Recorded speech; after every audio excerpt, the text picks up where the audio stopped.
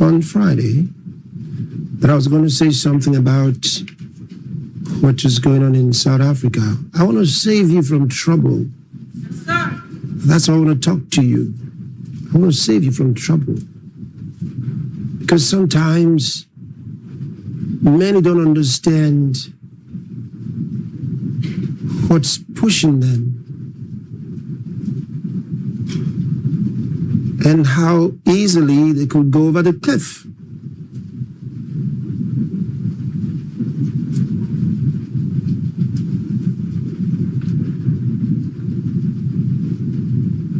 Satan doesn't love peace.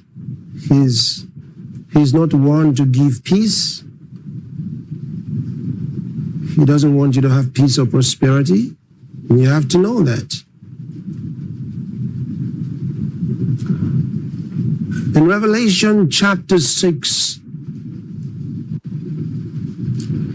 the Bible opens for us these four horsemen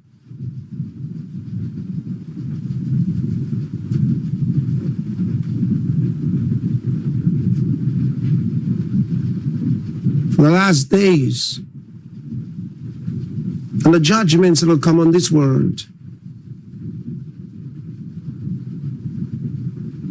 And the first one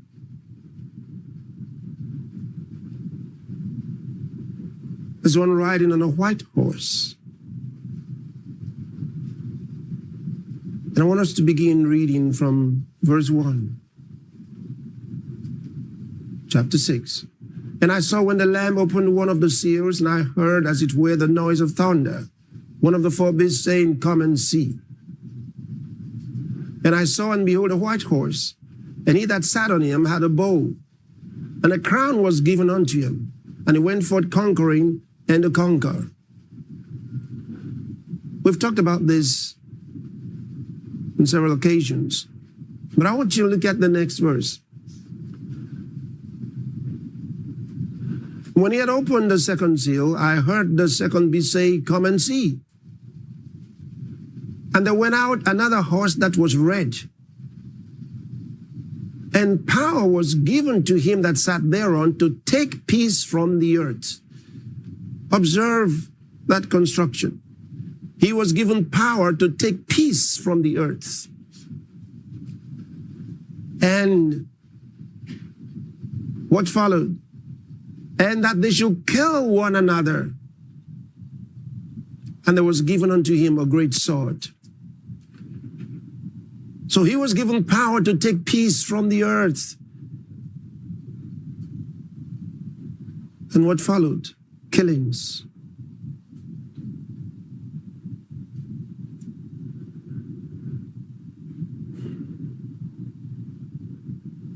Years ago,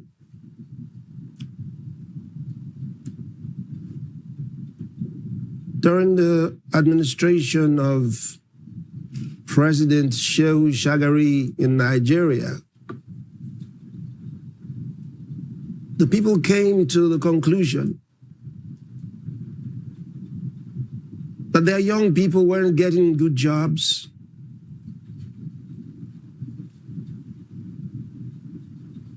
They had sudden economic problems after they had been prosperous for a few years.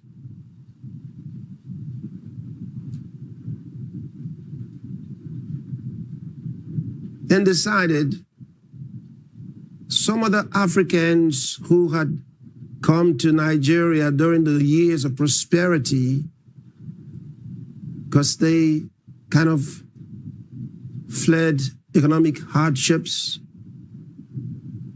in their countries and relocated to Nigeria and took up different kinds of jobs.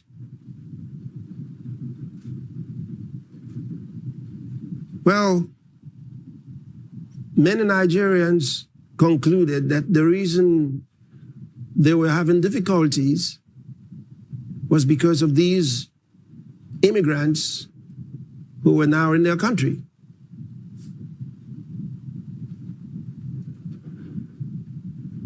And they zeroed in particularly on Ghanaians who were their next door neighbors and insisted all Ghanaians must leave the country.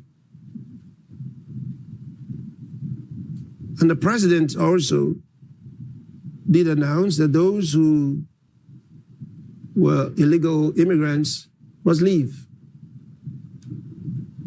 But the trouble with a lot of such things is that when the people on the grounds, when those in the streets decide they have the power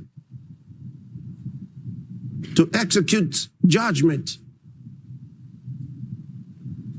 because the others are illegals or they're illegally here, we must send them out. So they insisted the Ghanaians must leave. What a sight it was back in those years.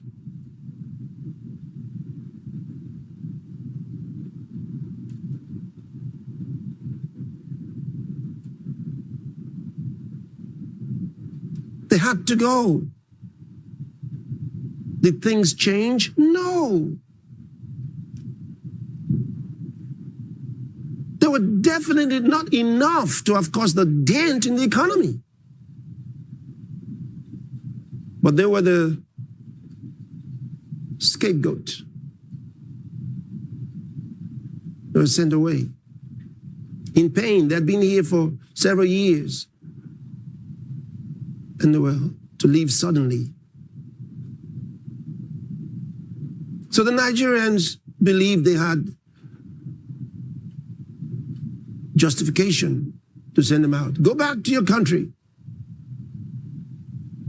And when such things happen, you can't distinguish in the street between the one who is legally there and the one who is not legally there. It's the government functionaries that have the authority to decide who's legal and who's not legal. It's not the guy in the street who's supposed to ask you, where are you from? And you say, well, I'm from such and such a place. Okay, so are you here legally? He doesn't even have the wherewithal to make such decisions. It cannot be left to everyone who is angry. The government already has structures to deal with illegal immigration. Yes, sir. So leave that to the government. Now, if you say the government is not doing it, protest to the government. Protest to the government, then the government will listen to you. Protest to the government. You don't go after those. That's taking the law into your hands. Now, you accuse them of breaking the law by coming in illegally, and you attack them by breaking the law. You cannot take the law into your hands and go after them and tell them they must leave. You don't have the authority to do that. That's also illegal. It's as illegal as their illegal immigration.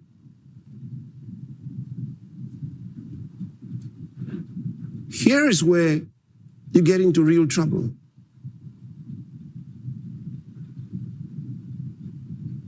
Imagine that they resist in self-defense. One little spark of a problem can lead to terrible devastation. And that's why I warn you. If you're not happy with the immigrants in the country, protest to the government.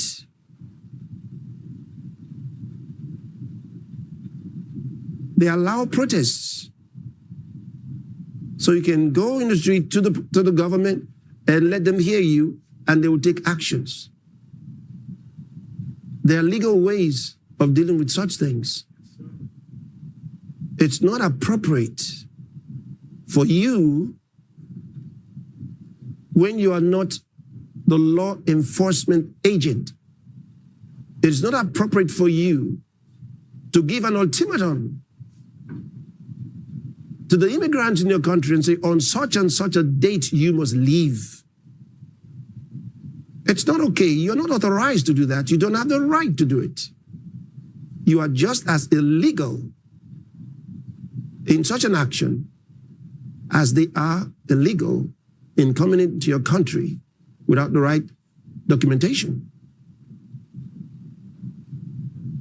And that is assuming that you're only upset with those who came in illegally. The trouble doesn't stop there.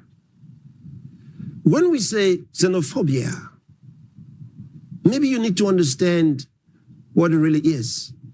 It comes from two words, two Greek words, xenos and phobos. Xenos refers to a stranger or a foreigner.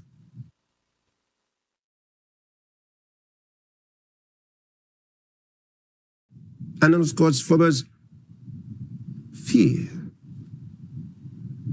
The fear that you would fail because the strangers in your country taking over the economy.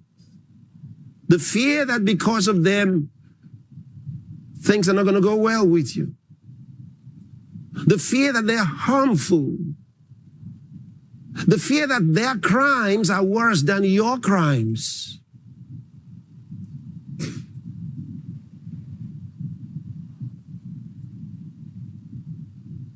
And that fear doesn't make you run away from them.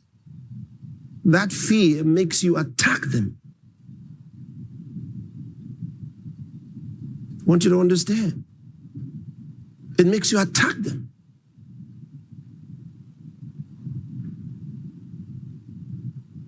That's why you can be accused of xenophobia. Some even say it's Afrophobia because they think it's only Africans that it's directed to, but it's the same. It's the same. You're walking a dangerous spot.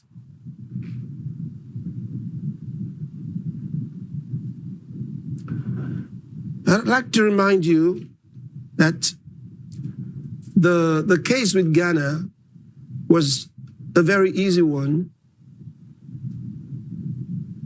because it's not too long ago. But it was bad. Now imagine if that goes on throughout Africa.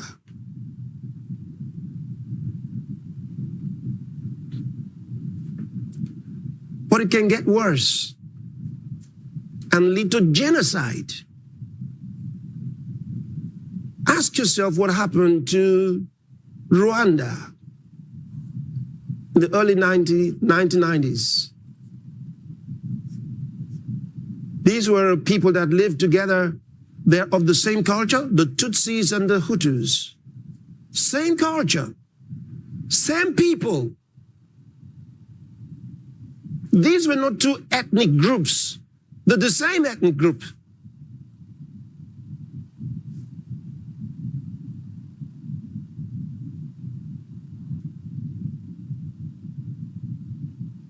And of course, their colonial masters helped them to create some differences between them by telling them that the cattle headers were different from the farmers. Okay, so the Hutus were farmers, the Tutsis were rearing cattle, and you got more money from the cattle than you did from farming. The Hutus were more, the Tutsis were lesser in numbers. And so the colonial masters favored the Tutsis and gave the impression that they were superior to the others, eventually giving them ID cards.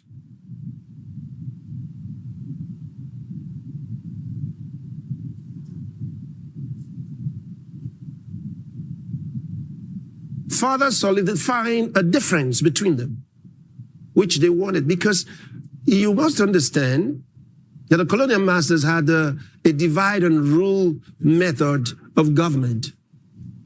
These were the Germans and the Belgians.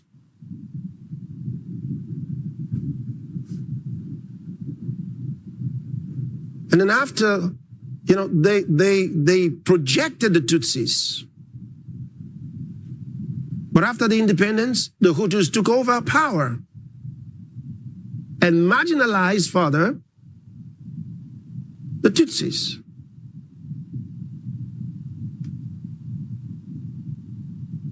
They were the same people.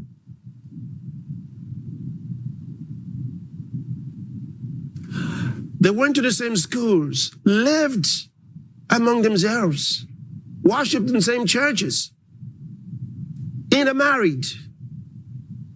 In fact, it was said that you could be a Tutsi and later become a Hutu if your economic conditions changed.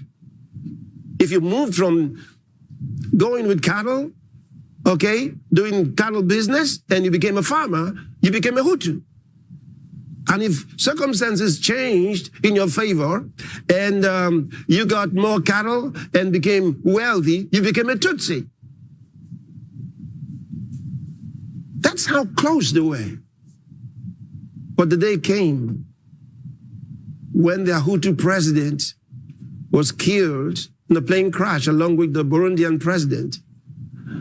And the Hutus blamed the Tutsis for it and immediately isolated them. And they started hunting them down. Everywhere they found a Tutsi, he had to die. And if you were Hutu and you supported, or rather you supported the Tutsi, or you were against the genocide, you were killed as well. And before long, more than 800,000 people have been killed. That's a large number. It spiraled down very quickly. The genocide. It wasn't planned from the beginning. They had disagreements before.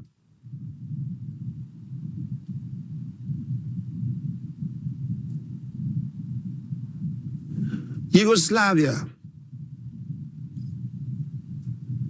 the largest country in the world, split into 7 different countries.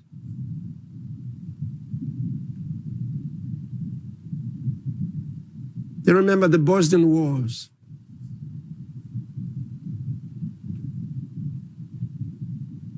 The genocide of Sarajevo, Srebrenica.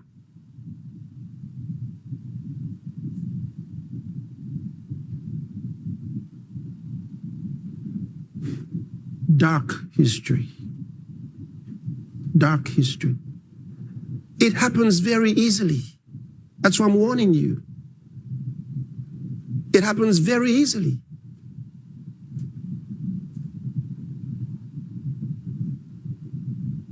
So those who are telling you on the 30th of June, we're going out and we're going to harass or stop or drive out all undocumented immigrants.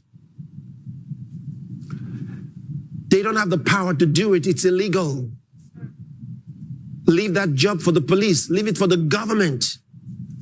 And I said, if you think the government is not doing enough, protest to the government. Go to the government. Protest to the government. Don't take the laws into your hands. Yes, every God-fearing person should refuse to follow those foolish instructions. Yes, don't go with them. I tell you, it's improper. A mob cannot create peace.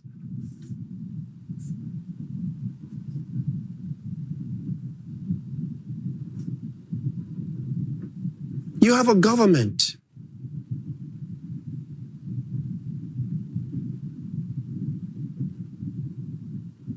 Let the government do its job. It's easy to say, if the government is not doing it, we're gonna help the government. How are you gonna help the government? You put the government in place. They are your representatives.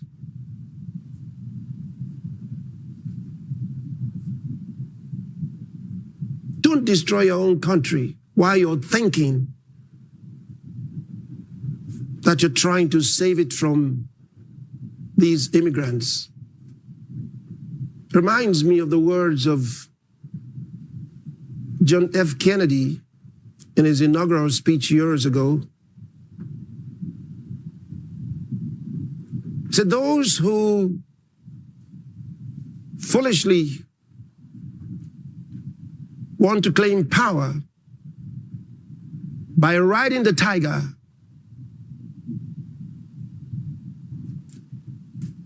will find themselves inside.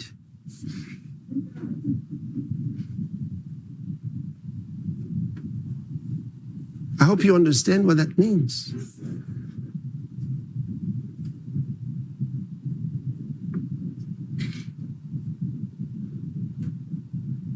A mob is difficult to control. A mob is as bad as fire.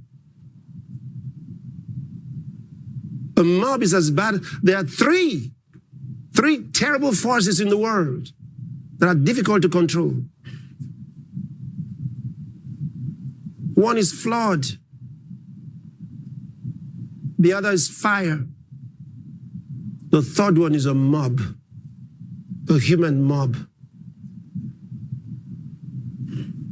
They get out of control. Any of these three can destroy a whole city, destroy a whole country. And they always start from a point. Unintended, always unintended. So it's easy to support the reason why the immigrants must go. It's easy to support it. All kinds of reasons can be advanced. And I'm not here to discuss whether the reasons are good or not good. I'm telling you, there's a process. There's a way to do it. There's a way to do it. Jungle justice is not okay. Yes, sir. It's not okay. Yes, sir. Even when you catch a thief, you don't start beating him and injuring him, and you don't have to kill him there. Take him to the law. Yes, sir. That's what you do in a lawful society. And I'm saying, you in South Africa, prove yourself to be educated, distinguished, wise, and understanding. Yes, sir. Show yourself to be excellent. Yes. That's what you have to do. Let me show you a little bit of this documentary. Just watch this. Some of the things I already told you. Let's just watch.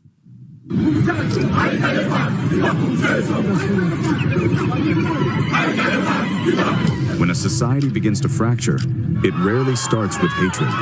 It starts with anxiety. When economies stagnate, when promises fail, and when the future grows uncertain, human nature seeks a focal point for its frustration. So we vent our anger, our dissatisfaction on our perceived enemies. These people, they work for 80 rand a day, 90 rand a day. It's fine for them because when you go to his country, it's a lot of money. But for us, it's too small. So we are no longer getting jobs anymore because of the salary we're looking for. You understand? These people, they are accepting small money. They feared for their lives, they wouldn't be here. Remember, they left their countries because they feared for their lives, didn't they? Now, if they fear for their lives, what's stopping them from going to the next country? Why are they still fighting to be in South Africa? If you fear for your life and you're an immigrant, this is the best time to go back home. Look at it. It's a pattern. It happens not just only in South Africa, even in the United States and even in other countries, where chaos always erupts when it's election time. Where are you from? Where? Huh?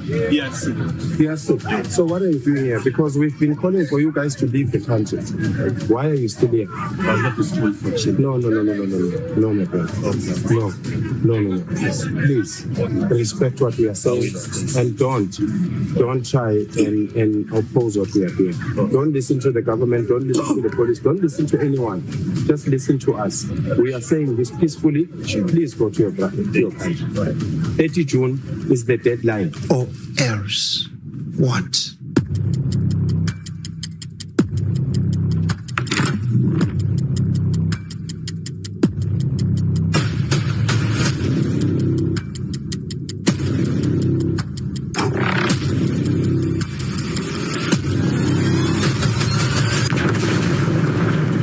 For decades, socialist Yugoslavia operated under the official motto of brotherhood and unity.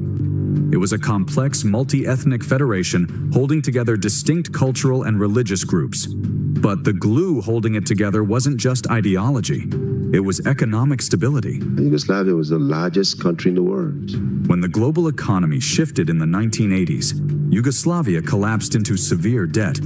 The International Monetary Fund stepped in, demanding harsh structural adjustments, public spending cuts, and currency devaluations. Suddenly, resources were scarce, jobs vanished, and the state could no longer deliver on its promises. In times of structural failure, leaders face a choice: reform the system or find someone to blame. In Yugoslavia, opportunistic political elites chose the latter.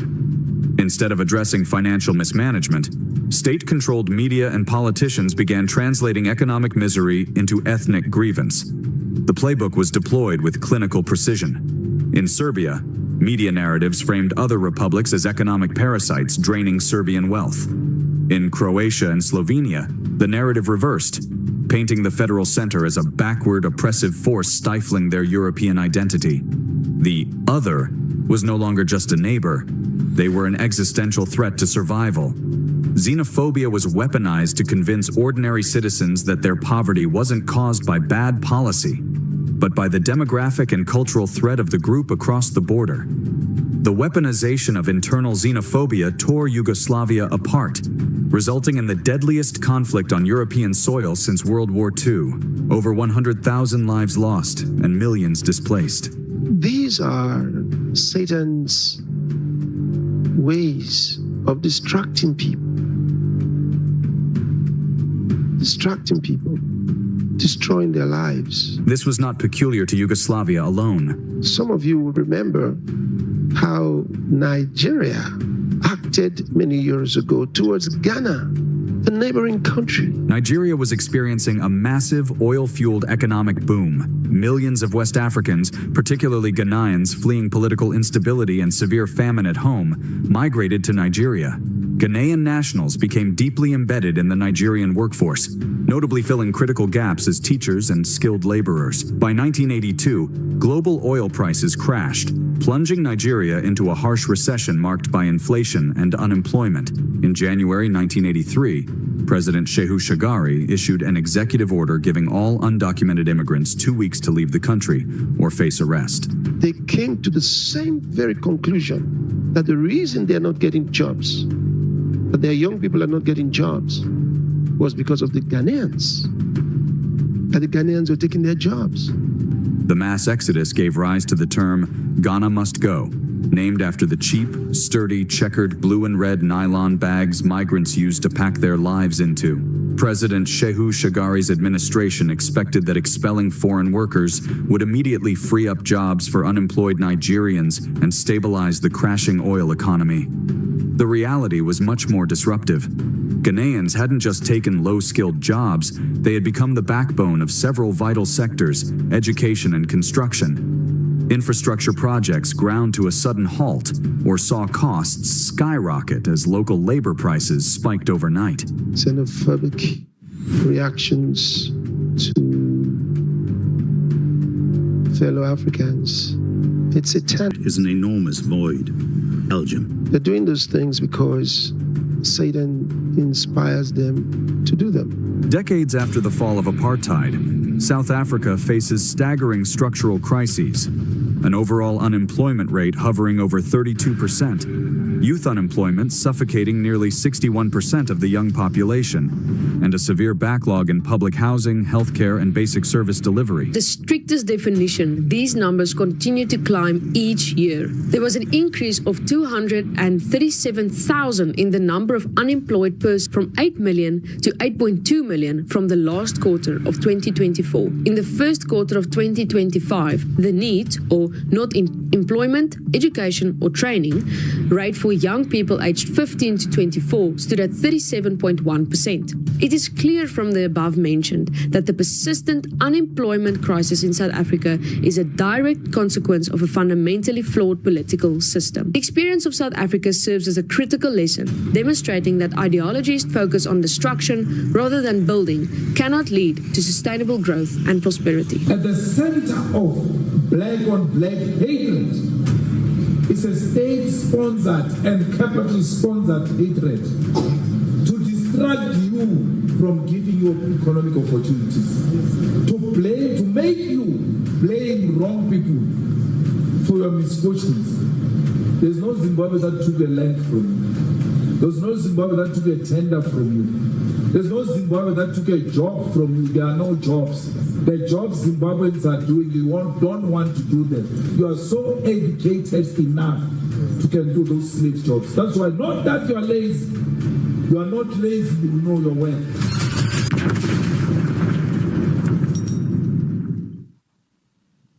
That was quite interesting, the last speaker, right? You know, we talk a lot about what happened in Germany years ago, Hitler's Holocaust. Well, they started out by blaming the Jews for their economic woes. And they wanted the Jews to leave, get out of our country.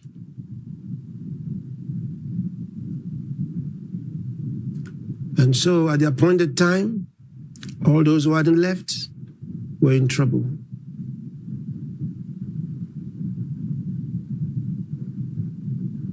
And it led to the Holocaust.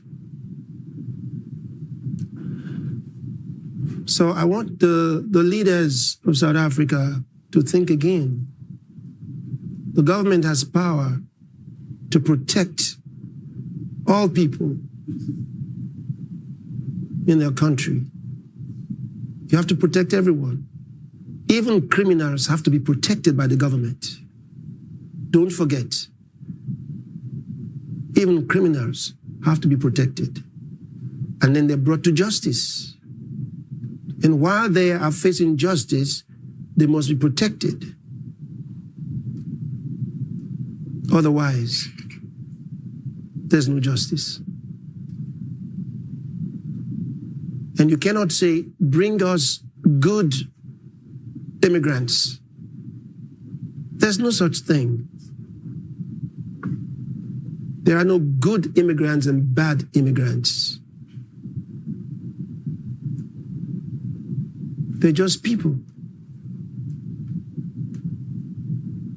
And people might act badly.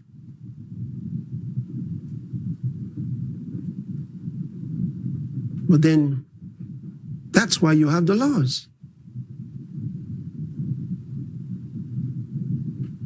So you must reverse the plan to destroy or to molest or malhandle or mistreat anyone on the 30th of June. And all wise and understanding people should not join such a rampage. If you must protest, protest to the government. Don't attack the immigrants. Get to the government, let the government do its job. That's the way to do it. And I pray for you that God will give you wisdom to act wisely in these challenging times and not to allow yourself accept foolish solutions for real problems. No one is denying the challenges that you might face with immigration. They come in different forms. But don't prefer the wrong solutions, especially such actions that will likely lead you downhill.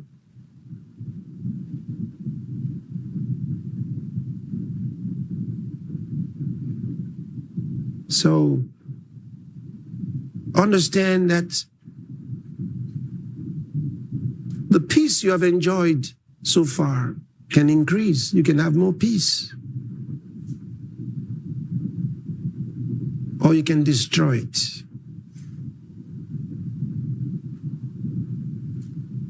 And I would say to all who are Christians in South Africa, pray for the peace of South Africa. That's what you do.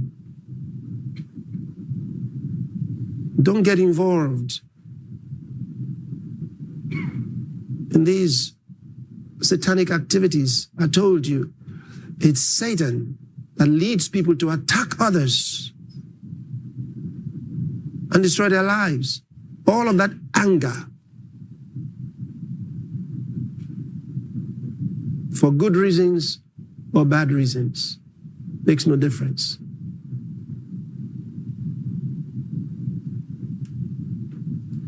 So let God guide your heart. Let God guide your heart. There's the right way to deal with a problem, and there's a wrong way to deal with it. Do it the right way. Do it the right way. And I'm praying for you that you do it the right way and make South Africa even greater. Do it the right way.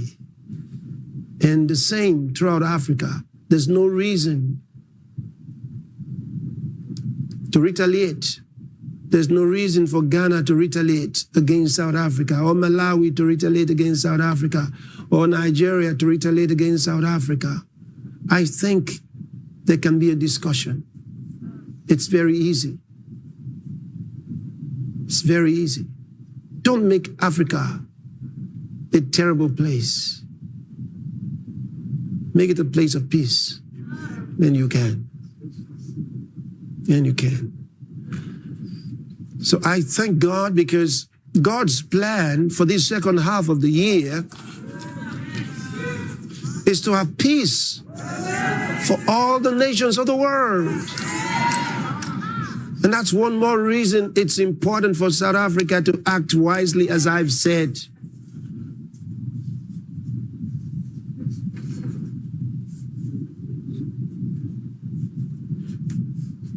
So may June 30th be a day of peace for you, not a day of war and trouble.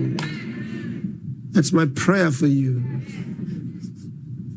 God's plan is to give peace and prosperity throughout the world this second half. It's God's plan. It's God's plan. It's God's plan this second half. He does give peace. He can do it. He does it.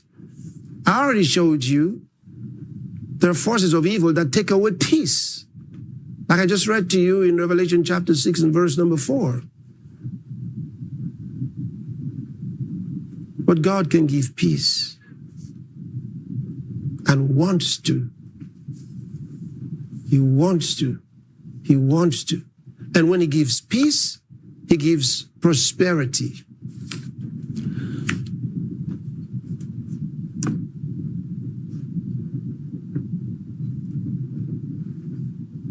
So it's very, very important that you recognize your role in the scheme of things. When God determines to give you peace and prosperity, you walk in line with his plans. You follow his plans. That's what you do. And I want us to pray right now. Pray for the nations. And pray for South Africa and all the African countries. Pray for them as well. Pray for the nations of the world.